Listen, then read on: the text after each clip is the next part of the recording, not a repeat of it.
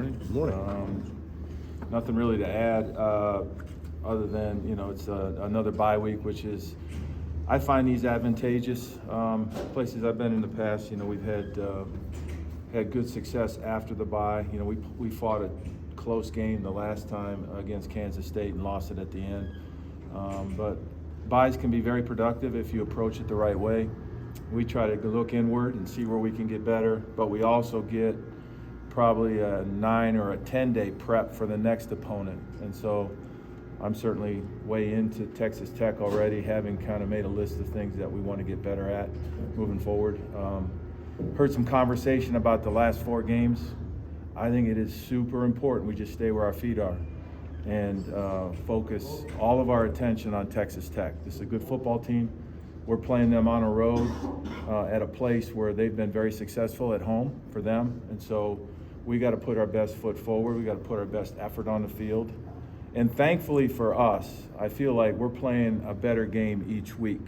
So the challenge for us is to play even better than we did last week and not really worry about the results. So that's where I'm at with it. Ed Sarso? How does Shedeur make you a better coordinator? What does he do to challenge you and make you better? Well, I think better players make everybody look a little smarter, right? I mean, I think we as coaches will all acknowledge that.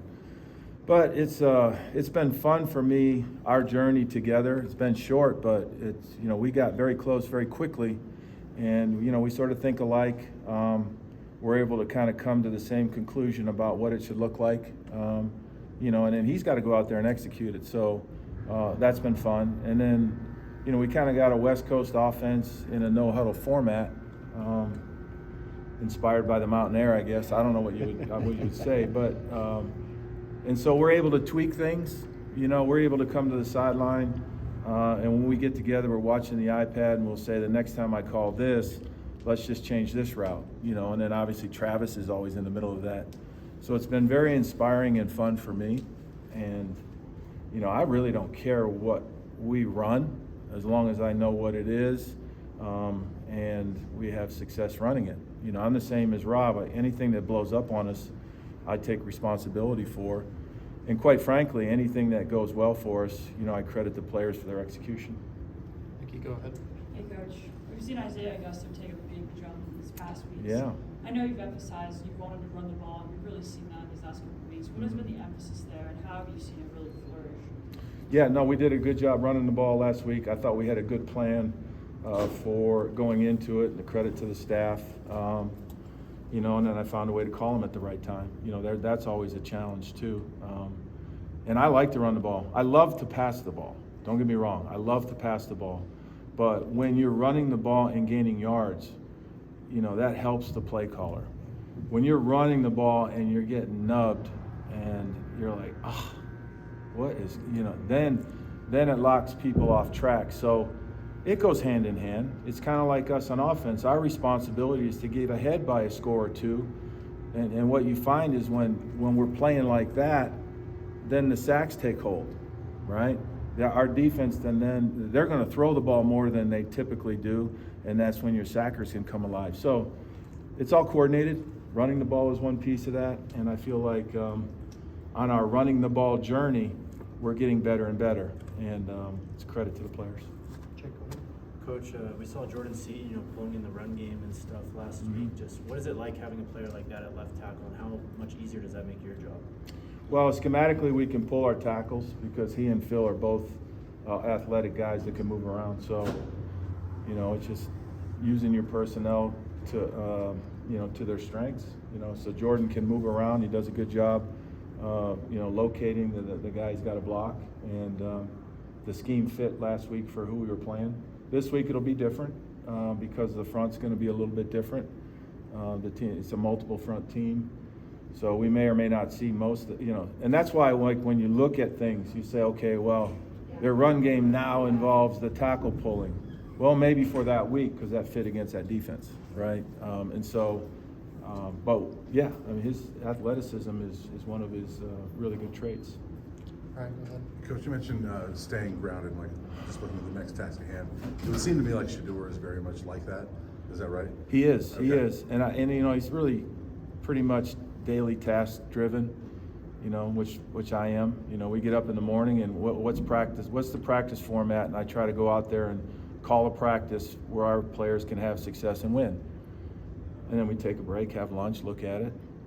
I mean, I'll go home, have dinner, visit with my wife, get up in the morning and do it again. So we approach practice that way, and we kind of stay task driven so that when we get to the game, then it's just you're just following through with that. So he does a good job of playing the game, kind of taking a breath, and then coming back and getting into the next process toward the next, you know, preparing for the next team. So you have to be that way. Yeah. You really do, or trust me, it can blow up on you fast. If you don't stay where your feet are, you just don't try to keep today or make today the best day of the week, or, you know, then it's going to blow up on you. And he understands that. He's done that his whole life, and I think that's why he'll have a bright future. So as a quick follow-up to that, when your leaders are like that as players, does that help seep into the rest of the team to help the whole team take that approach? Absolutely, absolutely. Because I think everybody looks at, those of us that are in positions of authority, everybody's always watching what you do. It's just the way it is, because they're looking for lessons to learn if they respect what you've done. You know, that's why I get here early. That's why I stay late. That's why I try to do things during the day that are impactful to help not only do what I'm supposed to do, but then maybe inspire other people. And I think the same can be said for the quarterback. Matt, go ahead. Coach, time restraints, I'm just curious, and kind of following up over those last two questions. What's the difference between creating a game plan for the NFL and for Saturdays? Well, it's different, right? And it's going to have to be a different setting for me to really answer your question. Okay. We're probably going to have to sit down and I can take you through it. But in the NFL, because of the way the rosters are designed, I always really thought of it as it was 3 or 4 different games within the game. So in other words, you had first and second down, right? Then this animal called third down, where now that's a totally different game, third down. And then you have red zone. That's a totally different game. In the red zone, you know, they're defending, you know, you're attacking extremes. They either drop them all out or bring them all right? So you're there. In third downs, you know, a lot more man, a lot more exotic pass rush, so on. What I've found in college so far is there isn't quite as much of that. It's kind of like one fluid game. So as an example, you'll find teams that'll play the same coverage concepts on third down and in the red zone as they would on first and second down, if that makes any sense. Yeah. So with the exceptions, don't get me wrong, you get more zero blitz in the red zone and so forth, maybe a little more man on, you know, so you call man beaters. But in the NFL, it's very distinct, very distinct. You know, it's like I said, 3 games within a game. Here, it's just kind of one fluid game, and I think there's a reason for it. Teams play no huddle, right? And so you're lined up ready to go, and so you don't have the time in the huddle to organize all that stuff you might want to do. And so I think that's one big difference in college ball tactically than pro ball. As you go through a season, does your offense evolve or does it refine? Oh, wow.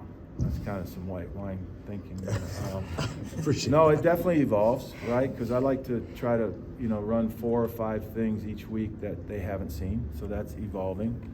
But then the refinement piece is you want to be able to run some of the same things every week and do it better. And that's the advantage of practice. So to answer your question, I think it's both. If you're, you know, you got the right players and you're doing the right things, you can refine and evolve. In fact, I might steal that from you. Refine and evolve. There you go. Right? There you go. That's good Then, stuff. if you're gonna steal I'll give it to you. If you're gonna steal, then I get one more. Then. All right. How much have you evolved and refined as an offense over this season?